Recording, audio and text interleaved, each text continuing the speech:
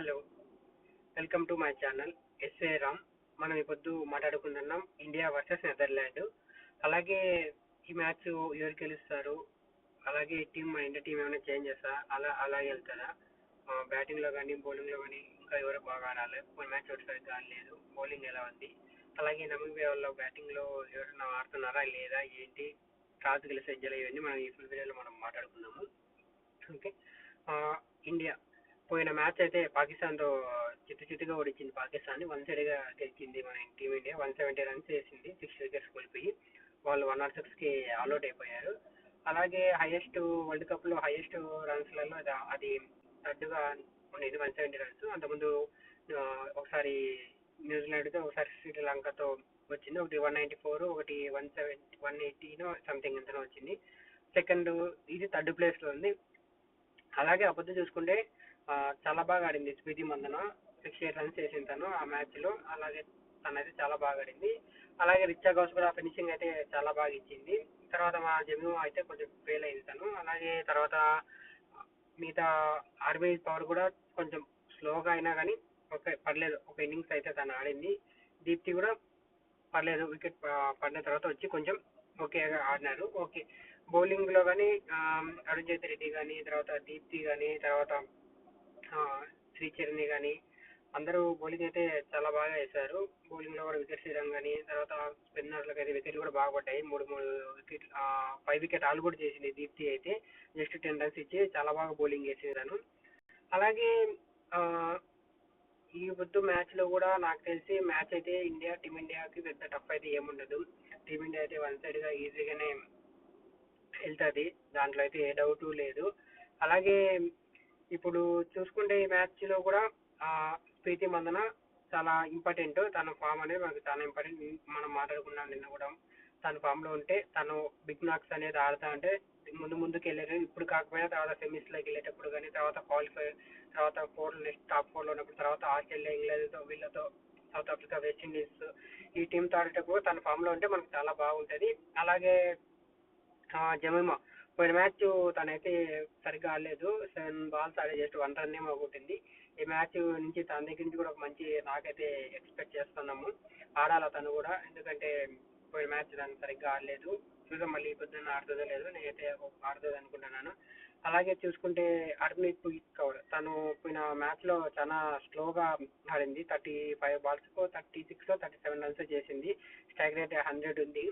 కానీ ఈ మ్యాచ్లో తను కూడా కొంచెం ఆడి కొంచెం టచ్లోకి వస్తే చాలా బాగుంటుందని అనిపిస్తుంది. తర్వాత మనం చూసుకుంటే రిచా ఘోష్ గురించి చెప్పనవసరం లేదు. ఫినిషింగ్ అయితే చాలా బాగా చేసింది తను. పోయిన మ్యాచ్లో 200+ స్ట్రైక్ రేట్ ఆడింది తను. 17 balls-లోనే 34 runs చేసింది. ఒక 6 కూడా ఉంది, 5 4 కూడా కొట్టింది. తనైతే చాలా బాగా ఫినిషింగ్ చేసింది. అలాగే మనం అనుకున్న ఫినిషింగ్ అయితే మామూలుగా అయితే చాలా వరకు ఆస్ట్రేలియా, ఇంగ్లాండ్ వాళ్ళలో చూస్తుంటాం, బలంగా ఉండేటోళ్ళు, బలంగా బిగ్ సిక్సెస్ కొట్టేటోళ్ళు. అలాగైతే మనకు రిచా ఘోష్ అయితే అలాంటి ఫామ్లోనే మన అలాగనే ఆడింది. అలాగే మన బౌలింగ్లో చూసుకుంటే కూడా బౌలింగ్ కూడా బాగుంది. పోయిన మ్యాచ్లో స్పిన్నర్ దీప్తి అయితే 5 వికెట్స్ సాల్వ్ చేసి జస్ట్ 10 runs మాత్రమే ఇచ్చి, స్పిన్కి అనుగుణంగా ఉన్న పిచ్లో మాత్రం తనైతే చాలా బాగా ఇచ్చింది. ఆ మ్యాచ్లో మొత్తం మన స్పిన్నర్స్ 9 వికెట్స్ వచ్చాయి, ఒక రన్అట్ అయింది. బ్యాటింగ్లో కూడా తను బాగా ఆడింది. ఆ పొద్దు అన్ని ఆల్రౌండ్ పర్ఫార్మెన్స్ ఇచ్చింది. అలాగే తర్వాత చూసుకుంటే శ్రీచరణి తను కూడా బౌలింగ్ అయితే తను కూడా చాలా బాగా వేసింది. 4 overs-లో 21 runs ఇచ్చి 3 వికెట్స్ వేసింది. తను కూడా 3 వికెట్స్ పడ్డాయి తనకు కూడా. అరుణ్ జ్యోతి రెడ్డి కూడా తను కూడా చాలా బాగా బౌలింగ్ చేసింది. అలాగే షఫాలి వర్మ కూడా పర్లేదు, తను కూడా బౌలింగ్ బాగా చేసింది. ఇంకా తను కూడా ఫెయిల్ అయింది. ఈ పొద్దు తన దగ్గర నుంచి కూడా ఒక మంచి నాకైతే ఎక్స్పెక్ట్ చేస్తున్నాము. ఎందుకంటే ఓపెనర్స్ వాళ్ళ 2 వికెట్ పడకుండా పవర్ ప్లే అయిపోయిన దాకా ఆడితే బాగుంటుంది. స్కోర్ ఒక 55-60 runs వస్తే బాగుంటుంది. పోయిన మ్యాచ్ జస్ట్ 38 runs మాత్రమే వచ్చాయి పవర్ ప్లేలో. లాస్ట్లో మన వాళ్ళు చాలా బాగా యాక్టివిటీ చేసి లాస్ట్ 10 overs-కి 110 runs ఏమో చేశారు. ఓవర్కి 11 runs చేశారు. తన రిచా ఘోష్ ఒక ఓవర్లో 23 runs కూడా చాలా బెనిఫిట్ అయింది మనకి. చూద్దాం మళ్ళీ ఈ పొద్దు కూడా సేమ్ అలాగే రిపీట్ చేస్తారు లేకపోతే ఏంటని చూద్దాము. అలాగే దీని తర్వాత మళ్ళీ మనకు 3 days వరకు మ్యాచ్ కూడా లేదు. మళ్ళీ 3 days మనకు రెస్ట్ వస్తుంది.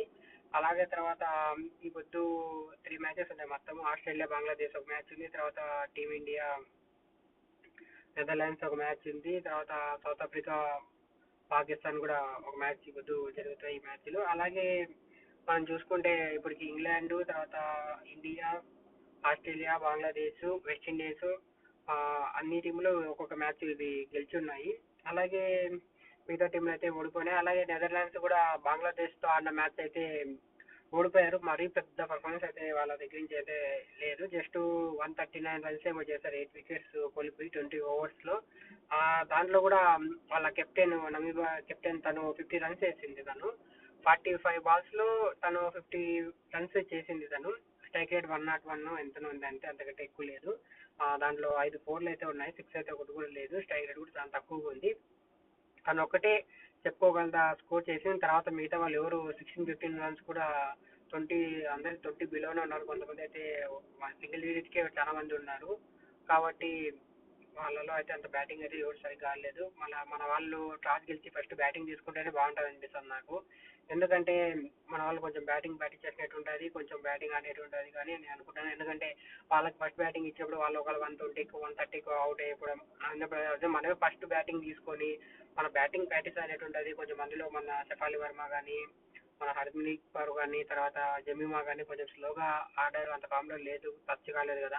ఈ మ్యాచ్లో కొంచెం వాళ్ళు ఆడి కొంచెం టచ్లోకి వస్తే బాగుంటుంది అని అనిపిస్తుంది. అలాగే వాళ్ళ స్కోర్ అయితే వాళ్ళు ఎక్కువ చేసేది లేదు. వాళ్ళు జస్ట్ ఆ మ్యాచ్ బంగ్లాదేశ్ గెలిచింది 140 రన్స్, 141 చేశారు వాళ్ళు. అది కూడా 19 ఓవర్స్కి చేశారు వాళ్ళు, అది కూడా రన్స్ అయితే. చూద్దాం మరి. కానీ టీమిండియా వేరు, బంగ్లాదేశ్ వేరు కదా. మన టీమిండియా ఎలా అప్రోచ్ అవుతుందో చూద్దాం. ఫస్ట్ బ్యాటింగ్ తీసుకుంటే వద్దు షఫాలి వర్మ దగ్గర నుంచి, అలాగే ప్రీతి మందన, వీళ్ళిద్దరి దగ్గర నుంచి ఎక్స్పెక్ట్ చేసాను. నాకైతే రావాలనుకుంటాను నేనైతే. వాళ్ళిద్దరు ఆడాలి మ్యాచ్ చాలా కరెక్ట్గా ఆడితే బాగుంటుంది. అలాగే తర్వాత జమీమా కూడా కొంచెం ఆడితే ఫామ్లోకి వస్తే బాగుంటుంది. ఎందుకంటే ఇంకా ముందుకెళ్ళే కొద్దీ బిగ్ మ్యాచెస్ ఉంటాయి, సౌత్ ఆఫ్రికాతో కానీ, తర్వాత ఆస్ట్రేలియాతో కానీ, వాళ్ళతో కొంచెం వెస్ట్ ఇండీస్లతో ఉంటాయి. కాబట్టి కొంచెం తను టచ్లోకి వస్తే బాగుంటుంది అనిపిస్తుంది. షఫాలి వర్మ కూడా ఓకే. తర్వాత హర్మన్ప్రీత్ కౌర్ కూడా కొంచెం స్పీడ్ ఆడాలి. రిచా గౌస్ గురించి అయితే మనం చెప్పనవసరం లేదు, తను మంచి ఫామ్లోనే ఉంది. తను ఎలా ఆడుతుందని మనం చూసాం. మళ్ళీ ఈ మ్యాచ్ ఎలా చేస్తారు, బౌలింగ్లో కానీ, బ్యాటింగ్లో కానీ, ఫీల్డింగ్లో కానీ అన్ని విధాలుగా అయితే చాలా స్ట్రాంగ్ ఉంది టీమిండియా. మన మ్యాచ్లలో క్యాచెస్ పట్టడం కానీ, ఫీల్డింగ్లో రన్అట్స్ కానీ, అన్ని విధాలుగా చూసుకుంటే అన్ని విధాలుగా అయితే చాలా అంటే చాలా బాగుంది. చూద్దాం మళ్ళీ ఈ పొద్దు ఏం జరుగుతుందో. నేనైతే అన్డౌటెడ్గా ఇండియా పేరు కాకుండా వేరే పేరు చెప్పలేము అనుకో. నేనైతే కన్ఫర్మ్ ఇండియానే గెలుస్తుంది అనుకుంటున్నాను. అలాగే చూద్దాం మళ్ళీ ఎన్ని రన్స్తో గెలుస్తుందో, ఎన్ని వికెట్స్తో ఫస్ట్ బ్యాటింగ్ చేస్తుందో లేదా ఏంటో చూద్దాం. నాకైతే ఫస్ట్ బ్యాటింగ్ చేస్తే మినిమం 170 రన్స్ అయితే చేస్తారు అనుకుంటాను. 150, 170, 150 పైన ఉంటాయి అనుకుంటాను. 170, 180 రన్స్ కూడా చేయొచ్చు అనుకుంటాను. చూద్దాం. మీరేమనుకుంటారో కామెంట్ చేయండి. అలాగే మన ఛానల్ ఏమన్నా కొత్తగా చూస్తుంటే మన ఛానల్ సబ్స్క్రైబ్ చేసుకోండి, ఓకేనా. అలాగే బెల్ ఐకాన్ కొట్టి పెట్టుకోండి, మనం వీడియోస్ అప్లోడ్ చేయడం ఫస్ట్ మీ మొబైల్లోకి వచ్చేస్తాయి, ఓకేనా.